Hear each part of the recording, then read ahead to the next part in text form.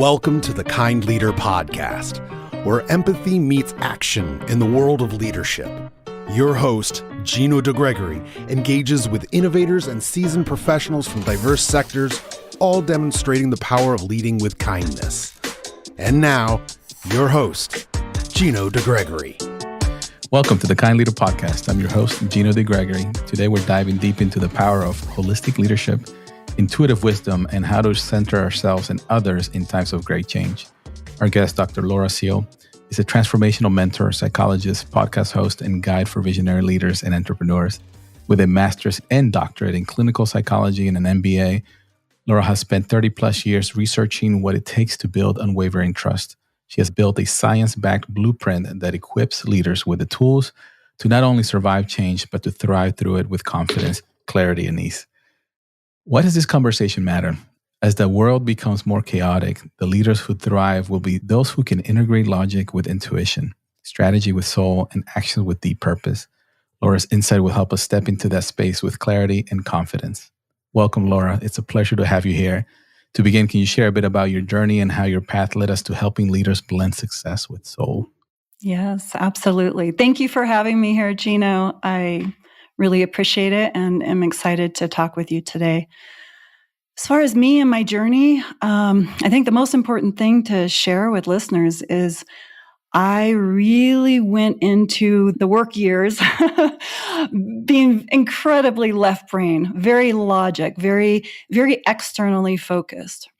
And a lot of my clients can resonate with this, where it's all about what's happening on the outside, what accomplishments you make, and learning in a linear, logical way. And I don't know if there's anyone else here listening who maybe has noticed that the world's a little crazy right now. Mm-hmm. It's a little upside down. And I believe that one of the most important things in this time is to reconnect with a deeper part of who we are as leaders. So in my situation, it was about 23 years ago when my mom died suddenly, when I realized that, guess what? We're not guaranteed tomorrow, right? So what evolved for me was an incredible transformation from this very linear world, very accomplished world that I was in, to recognizing that there was more within me. There was more being asked of me in the way of service in the world. And it became a really deep and long exploration of what else is there besides that logical linear world. So for me, people can look at the degrees, they see all these, accomplishments, they can see what I've done, but there's a deeper part of being a leader, there's a deeper part of being a human, and that's the area that I have really been exploring since my mom's death and have been integrating, because the logical is important. Mm-hmm. But the integration is super powerful. Absolutely. Thank you. Congratulations on all your success, and thank you for sharing about your background, your journey, and super excited to have you. We've known each other for a couple of years now, and we've interacted in many levels. And I wanted to kind of share your message to the audience and to the world, for that matter. But the first question that I love asking all my guests here is, what does being a kind leader mean to you? For me, being a kind leader means a really beautiful integration of courage, compassion, and clarity. And with that, it's the idea that it's not just your words as a leader that matter. It's how you show up. It's who you are. It's your actions. And to be a kind leader, we need to be kind to ourselves. Mm-hmm. And by that, I mean care for ourselves, right? There's this idea that when you're a leader, you only care for others. Well, you cannot lead to your highest level unless you're caring for yourself as well. Mm-hmm. So that courage is, guess what? Sometimes it takes a little courage to look inward. Mm-hmm. And then sometimes it takes courage to be able to say what needs to be said in a particular moment with strength and with the compassion. And the reason why the clarity is important is one of the most unkind things leaders can do is create more confusion, more chaos in what's already a chaotic world, right? So the clarity doesn't necessarily mean certainty. I want to make that point, but it means being very clear about what we're doing, what's happening, what is going on at this particular moment. And in all of that, you're building trust. So I believe a kind leader is trusting themselves. They're doing the work to trust themselves. And in that, they are able to inspire action, trust in whatever size team they're leading in personal and professional realms. I love it. I mean, this is, the 3 C's that create the T, I guess, the trust, right? Yeah. Because, I love it. I mean, I've heard, and thank you for your definition. I've had this, you are actually my 41st. Congratulations. Thank you. And I've heard so many different versions that essentially come to the same kind of conclusion, right? Whereas, trusting, connecting, communicating, and some folks like yourself kind of really focus on yourself. You can't be a kind leader if you don't really have the courage to look within. Right. And that is missed a lot of the times, because sometimes a lot of the folks focus a lot on the external or the outside, or what are they thinking? How can I support them? And they completely forget themselves from taking care of their mental state, their physical state, their, all of the above kind of things, that they're missing out on so much. And if they don't take care of themselves, they won't be able to continue to really push that love, that energy, that trust, to others in this world, right? Well, they're missing out on so much, but everyone around them is also missing out on so much, right? And that when in my work, that's one of the most important things to help someone transition to spending a little bit more time focused on themselves is if you care about the people you're leading. And again, it could be in your community, it can be in your work, it could be, in your family. It doesn't really matter. Our world is becoming a bit more merged than we used to pretend that it was. But the people around you are missing out. If you're not really going inward and you're not really taking the steps to grow and expand and build your trust in yourself. Right. And then I love just to pull the thread on the compassion and clarity. I mean, I love how that compassion you mentioned is you really have to empathize in a way, right? Or understand the other side. But then again, coming back to yourself, you need to have compassion to yourself and then with the others. And then when you look at the clarity too, I love how you kind of delineate it from certainty, right? Clarity doesn't necessarily mean certainty at the same time, but as part of it being a leader, you need to be clear. You need to make a decision and you need to drive the decision and make sure people are seeing what that means, right? And if they don't see that clarity, they don't have that energy, like, hey, this particular person know where we want to go, where we're going, right? People are not going to necessarily line up, right? And then they're going to miss out. So, right. Well, and certainly there are situations where I've been involved with on the periphery where there's major change happening in a team and an organization. And the biggest mistake is to pretend like nothing's changing, right? Well, some leaders will say, well, I need more information, right? Like I need to know exactly what's happening before I share with the rest of the people here. And just like children with parents, everyone's feeling something happening. And that feeling then leads to anxiety, because if you don't know what it is, you start to build anxiety. So you're actually... What I guide leaders in is recognizing that the longer you wait, you are actually creating more anxiety in your team, not less, more. So what is it that you can share right now that is clear without knowing everything that's going to evolve, right? And we don't know everything. Everything's changing so rapidly right now. We do not know what's going to evolve, but being able to share clarity around what is that next step? What is the timing of this? What are some likely possible outcomes? It depends on the situation, but where can you find something that you can share that actually provides clarity? Because when you provide clarity, you're decreasing anxiety, you're decreasing the chaos within an organization. Right. And you don't have to be a C-level individual to leaders, right? You can have that clarity if you're leading one, a couple folks, right? Like if you know what your leadership wants or what the organization wants, you can kind of share that clarity. Okay, in order for us to hit this goal or this metric or this project deliverable or whatever that may be, having that clarity that here's what we need, right? I need you to do this, you do this, or we need to do all of that. I think that inspires, I feel like, a lot of those people at any level, to be able to bring value and move things forward. You're modeling it, right? And most of the world is in a state of some sort of stress / anxiety / overwhelm / irritation, frustration, right? Right now, most of the world is in that state.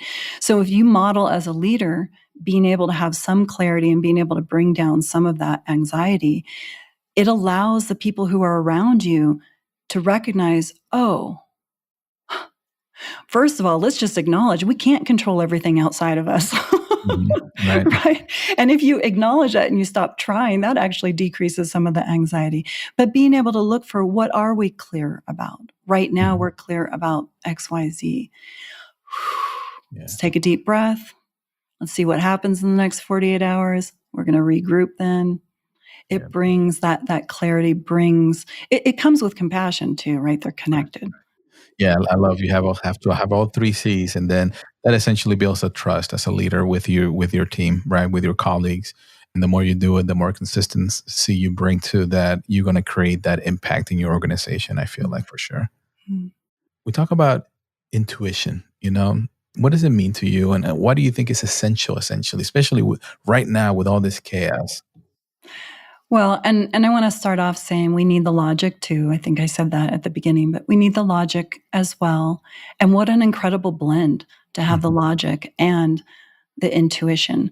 So the intuition it's that part that, and it's funny, a lot of leaders I talk to, they know without really having language, words, because we're not taught this. Right. In an MBA program, I don't think that word was ever used in my program. But intuition, most people actually kind of understand what it is without having language for it. So I like to think of it as, if you think of all the things logically that you've learned, if you think of all the things, let's say tools, skills, different techniques that you have developed, that you've learned and or developed over time, that the intuition is the piece. It's the intangible piece of who you are. And so that's why it's a little bit hard to grab a hold of, because we can't put it on a chart and say, this is it. These are the 3 qualities of it. It's that most people have a sense of, I had an insight, right? That's a word that could be used. I had an insight. It's a little tricky when people say feeling. Yes and no, because feeling could be emotions, and that's very different from intuition. I want to say that, because it's not just feeling. You can have a feeling about a person that has nothing to do with your intuition. It might have to do with how much sleep you got the night before, a fight that you were recently in, a conversation that you had that was challenging. There's so many different things that go into the feeling. But the intuition, it doesn't have necessarily an emotional charge, meaning it's not necessarily a strong gut. People use gut reaction. It's more of a, right? That's interesting. I see something that in my logical brain doesn't necessarily fit into that logical schemata, or however you want to say it. And yet it feels a little bit important, right? And so it's a skill. It's something that some people have it naturally at a higher level, stronger level. It shows up more in some people's lives and less in others, but every single person can tap into it. And I like to think of it as, if you could go beyond everything that is in this moment, and you could see beyond that, how would that shift what you choose to say or do in this moment, right? So you're going beyond what is tangible, and you're seeing a particular challenge. Right. If you're using your intuition, you're seeing it beyond just the tangible aspects that are presented to you. I like it. It's not super easy to describe. And I do want to pull a few threads on that. I just wanted to kind of let you finish your thought there. I have some questions. So you mentioned a gut feeling, just I want to kind of circle back to that, because I want to make sure I understand, and I want to make sure the guests are understanding. So a gut feeling is really more of a feeling, right? Like, So it's a little tricky because some people will use gut feeling and they're actually talking about intuition. okay, that's So what I I thought. just say that what you want to look for is a strong feeling response. Be a little bit wary of that. Gotcha. I feel like entrepreneurs tend to have a little bit more gut feeling, intuition, because Right. like I feel right, like this is the Yeah. right thing. We're gonna Yeah. I want to bet, double down on this direction or this path or whatever that may be. I seem to see a lot of that. I obviously personally Yeah. being an entrepreneur, I tend to do a lot of that, Yes. gut feeling in decision Mhm. making, and some of them work out and sometimes they don't, right? And then for the ones, and then the way I say things, the ones they don't, they weren't meant to be, and it was more for an education for me. Right. Right. There is something of value that comes out of it. Of course. Right. Yeah. And that's the other thing about intuition. And this goes back to we're not in control of everything, Right. much as we would like to be. There may be other factors at play that you're not consciously aware of, that intuitive hit to say yes on this that ends Mhm. up, quote, failing, actually provided you with, let's say, a new connection with Mhm. someone you didn't know previously, Right. who is an incredible, valuable person going forward. It could have been a learning, like you Right. described, that then informs you in your next venture, right? There are a lot of, and yes, I agree with you, entrepreneurs definitely tap into this. They're creating something that doesn't exist. So back Right. to this idea of seeing a whole thing, Right. a wholeness beyond the tangible. Mhm. That's what entrepreneurs do, And right? yeah, and I think it's the creation, right? Where if you go back, and I was giving a speech to students, college students last week, and one of them was about entrepreneurship, and I said, look, the ideas and thoughts, it's what creates this world. And I pointed at like a desk or a chair. So this was in somebody's head at one point. Like it Mhm. was not, you know what I mean? Somebody thought, oh, it'd be great to have a chair where people can sit with four legs and all that stuff, right? Who would have thought before? Maybe they're just sitting on a rock, right? But maybe we can mass produce this. Just those ideas. And was it an intuition? Was it an idea? I mean, what allowed that individual to trust it? And let's use the word trust Right, those thoughts that are coming in, right, right? right. And it goes back to what you're saying earlier. It starts within yourself.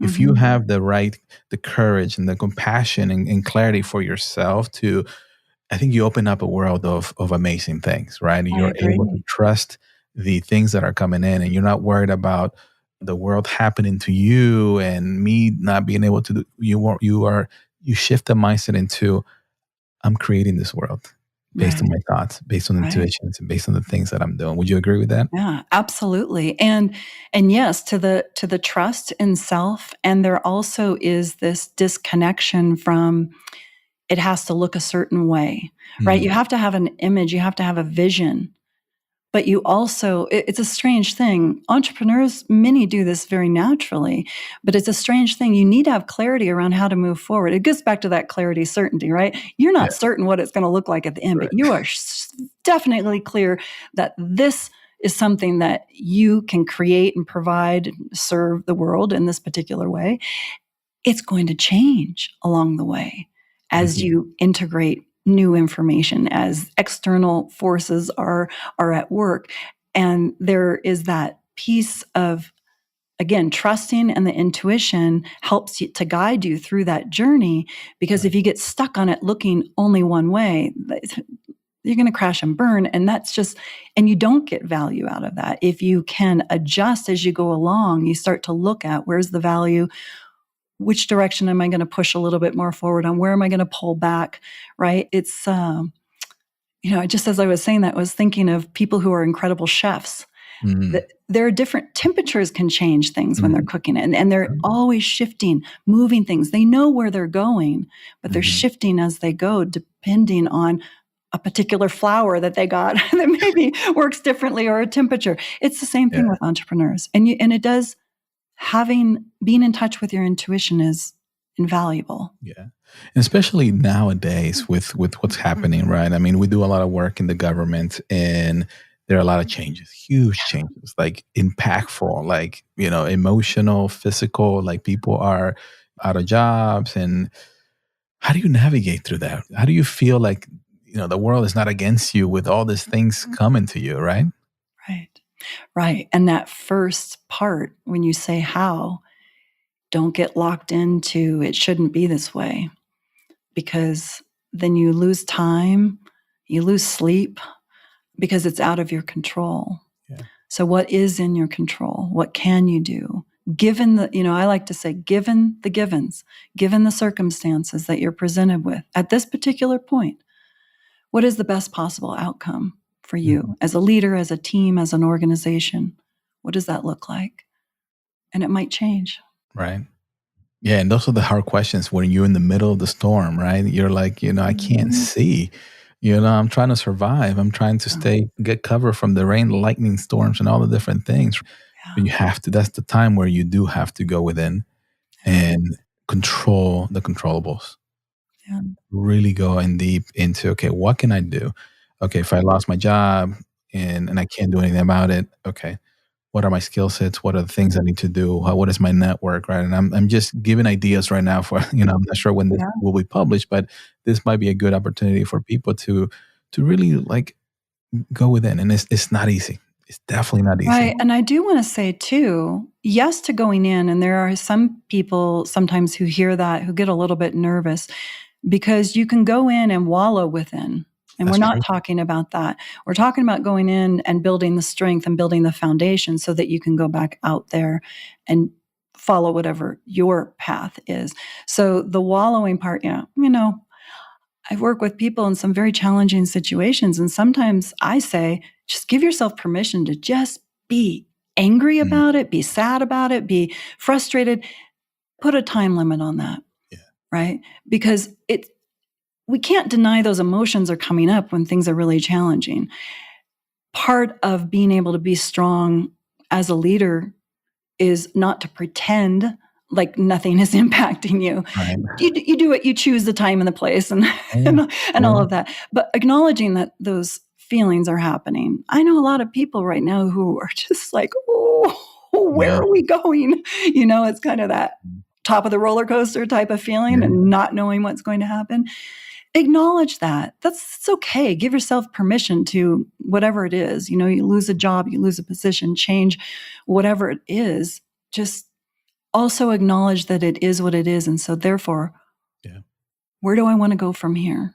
Exactly. Because every single person is a really powerful creator.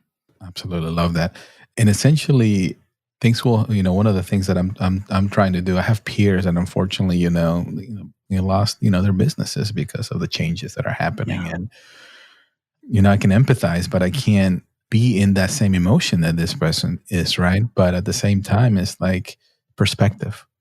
There's always somebody, don't even think about others, but think about what are you grateful for the things that you have right now that are available, whether that business or that team or that company has helped you, become that and then no longer is there. But the minute you start, we talked about this, right? When you're in that gratitude state in the middle of the storm, right? I think it helps you a little bit. I like what you said. Don't wallow into it. Don't go within and don't wallow. But at the same time, I think if you start and you lead with gratitude into what you do have right now, maybe you do have your health. Maybe you do have your great family supporting you. Maybe you do have, an incredible network exactly of people who care about you. Exactly. You start looking at those, shift that mindset into a more positive things, it should definitely help. And, definitely don't want to emphasize too much on the negative things that are happening around us, but I really wanted to make this more about going in within deep and then, leaning into that intuition a little bit more. And how do you, navigate through life like that? So, right.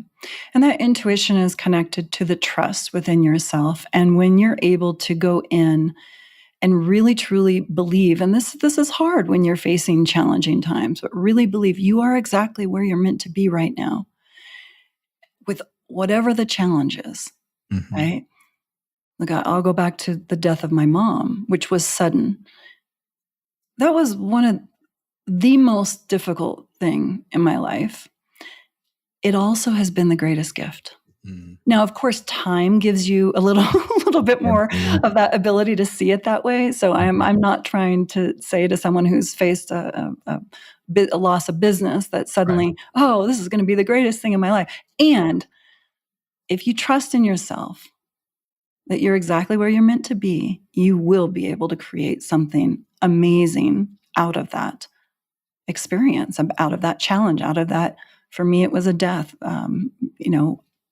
You have the ability to do that. Yeah. And I think sometimes it might allow people to not question, but find out, okay, did this happened to me, right? So what is my purpose now? What is my direction? What do I need to do now, right? Right. Once the storm comes through, and I know even me, I struggle, as a leader. I've been running this business for the last 17 years. The first 10, I had a partner, and he was leading a lot of the communication externally, and I was more in the background as an introverted individual. And I was still leading, but I was leading more from behind. And then we shifted, and I've been leading the company for the last 7 years. And it's like, ooh, that was prickly for me. It's like, okay, is this my purpose now? Is this where I'm going to be? And I've been evolving and learning more about myself, more about my gifts and my talents, for lack of better words, and what I can contribute. But I guess the question for you is, as we're looking at, if you're talking to other leaders or the audience listening to this, how does purpose get defined? Is it defined by yourself, or how do you? I guess the better question is, how do you find your purpose?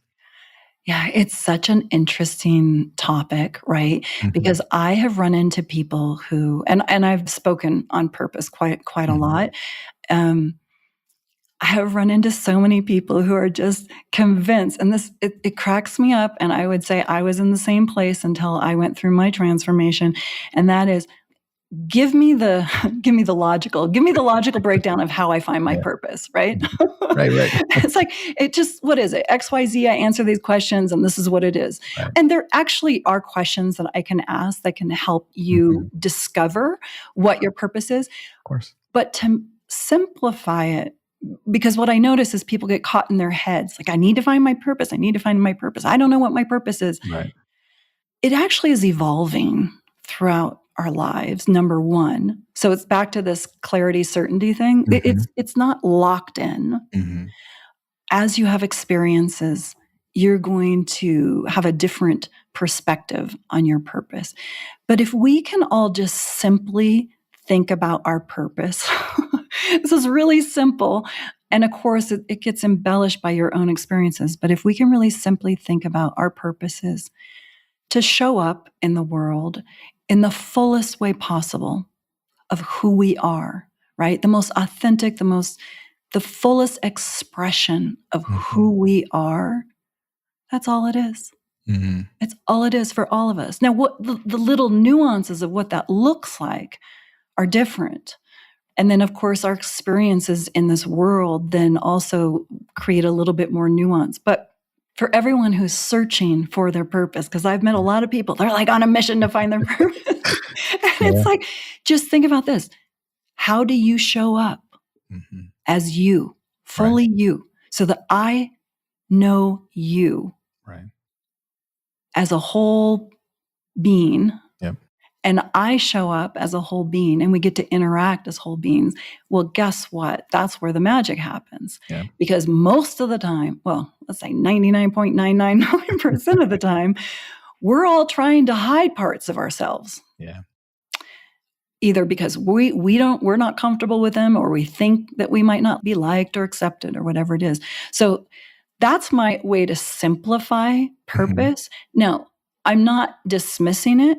It's very important. If you think about that, let's think about a leadership team meeting. If every single person in that team showed up to that meeting 30 seconds before the meeting, and they really engage with who they are, and they're willing to show up in all of who they are, it's going to be a different meeting. Right? Yeah, absolutely. And so if we start with that, then we start to get little, depending on how old you are, how many years you have spent, you start to get some information about where you really shine, 100%, I agree. And, I love almost, if I can summarize it, it evolves, right? The evolution of your purpose changes based on the particular environment or dynamics that surrounds you, right? And I would say that from my perspective, that is very true. It's funny. I've always come into this country. I was 10 years old and not a word of English, and picked it up, leading my family, like learning the language, right? Right. And then being on the phone, helping my parents out with documents I grew up being a 10-year-old to like, I'm an adult almost, right? Trying to understand the business world of helping my parents out with all this paperwork and stuff like that. So my purpose was like helping my parents, right? And then it became like, okay, I want to become an FBI agent. I haven't I shared this didn't with know anyone. that. Yeah. And I was like, I wanted to like become an FBI. I don't know what it was. Maybe I saw a movie or something. Mm. But that kept me, and it's funny, the intuition, because that kept me out of trouble. That was my barometer, Mm. almost my North Star. Is like, you know what? In high school specifically, I wanted to be an FBI agent. So I got to stay. Good I point. have to get, Yeah. stay away from the drugs or the gangs or whatever it was around Right. here, right? That for some reason at that time, it was my goal.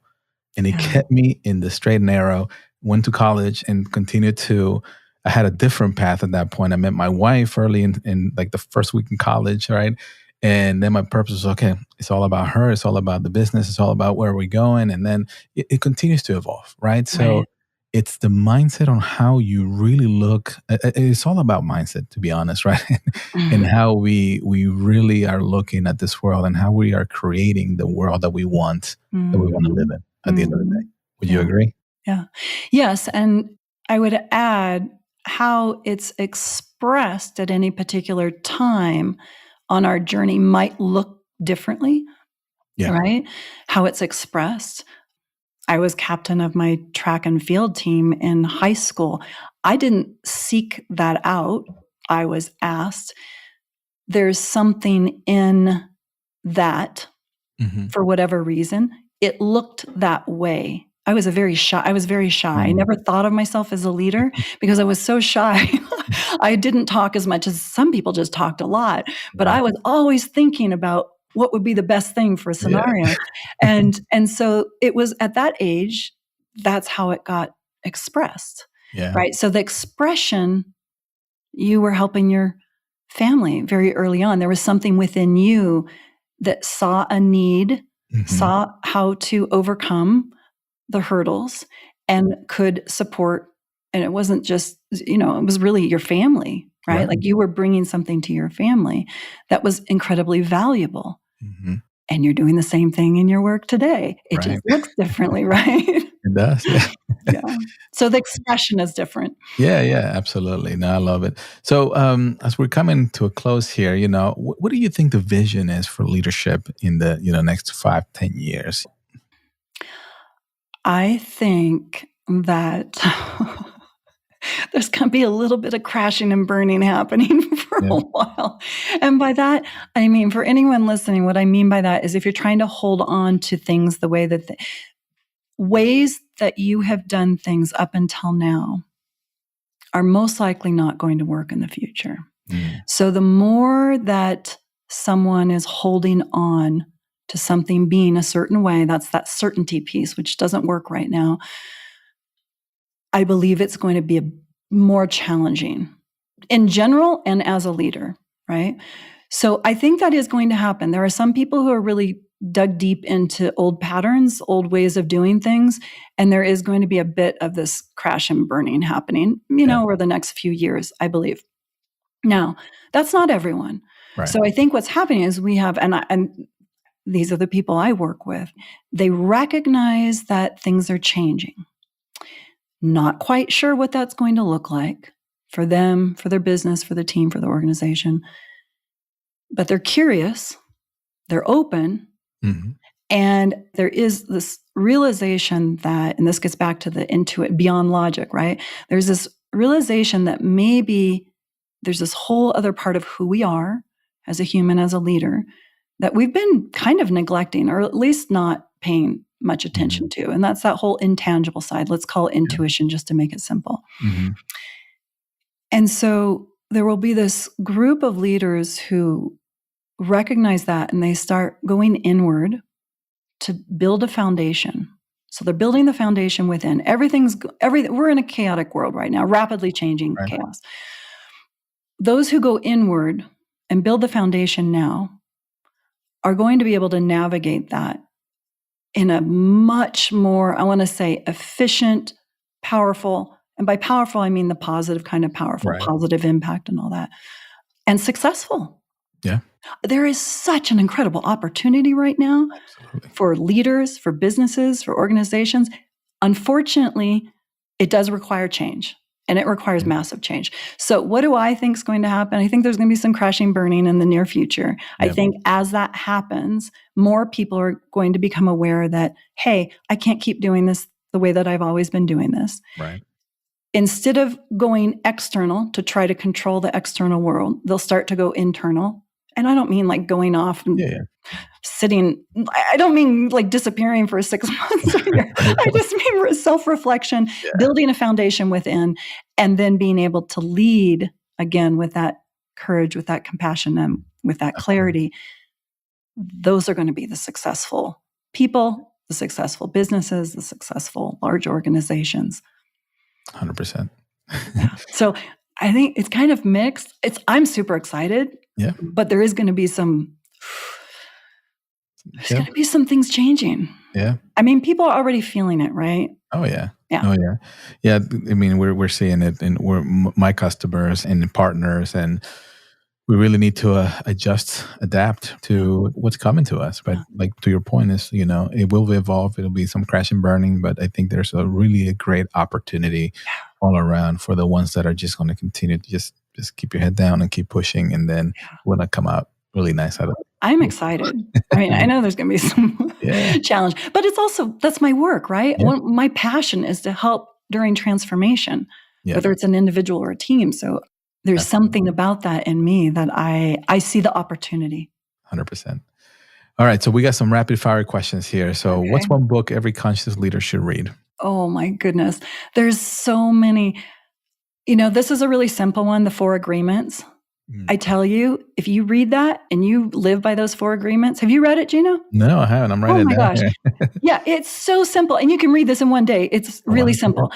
But I also this is not a typical leadership book, but Gino, have you heard of the book When Breath Becomes Air? No. I need to, Paul Kalanithi. Okay. It's a medical doctor who was faced with his own mortality and how it shifted. I bring this up because it shifted how he saw medicine. It shifted how he saw life. It shifted how he saw himself as a leader in the medical community. It shifted so much. And I think if we can tap into, you asked about current, conscious leaders now, if we can tap into that part of us that's like, hey, we don't know how long we have. Right. So let's open up to what really is possible. Let's stop focusing on all of that negative over there, and let's see what's really possible going forward. So those are two completely different, but very interesting. Yeah, I like it. Thank you. What's your favorite daily practice for self-alignment? Okay, nature is a must for me. So being out in nature in any way I can, and that changes depending on where I am, what I'm doing. If I'm in the Sierra Nevada mountains, it's a long hike in the mountains. If it's not wintertime, it might be in the water, swimming in the ocean. It could be in a park in London or Paris. But connecting with nature is really important for me. It helps me to still all of that chatter, mind, anxiety, whatever it is. Number 1. And number 2, I meditate twice a day, every day. Twice. Morning, right after I wake up, and afternoon. Nice. Okay. Beautiful. Thank you. One simple way leaders can reconnect with their purpose today. Hey, it's back to what I said earlier. Yep. Am I showing up in all of who I am in this moment? And if you can ask yourself that, and you really can go into that scenario, showing up, you might feel like, well, I want more. Like, is my purpose to do? Just start with that, and it will come to you. It will evolve. Beautiful. If you could have coffee with anyone alive or from the past, who would it be and why? I would want to have coffee with Jesus. And it's because I really believe right now with the world the way it is, I would want to talk with him around the idea of, I just feel like the wisdom, the unconditional love, the serenity while also inspiring people. Mm-hmm. There's something in that, I think, that's really, look, put religion aside. Yeah. Just in who he was and how he moved in the world, I think there's something that we can tap into. And I would love that conversation. Beautiful. I would love that too. Let me know if that works out. Where can our listeners connect with you and learn more about your work? Yeah, you can just go to drlauraciel.com, drlauraciel.com, and you can send me an email. You can get on my email list. I have just started a membership for women leaders. This is just for women leaders now. It's a community. It's a membership for women who are facing everything that we just talked about, leaders, entrepreneurs, and it's virtual. So that starts next month. So, beautiful. Yeah. Awesome. Any final message you'd like to leave us with? Yes. My hope is that anyone listening to this who wants to, who's curious, just takes a few deep breaths and reconnects with who they are and acknowledge that they are magnificent and they're exactly where they're meant to be, and to try not to be afraid and just take those next steps toward what they want to create. And if everyone does that, the world will be a better place. Beautiful. I almost started closing my eyes. Just your voice is so calming. And it's like I also wanted to go get some guided meditation from you. Thank you very much. We'll do that next time. Yeah, thank you very much, Dr. Laura. This has been an incredible conversation. I got to learn a little bit more about you, your perspective, and thank you for sharing the wisdom and insights that you have. And to our audience, thank you for listening to the Kind Leader Podcast. And remember, be kind, bring value, rise together.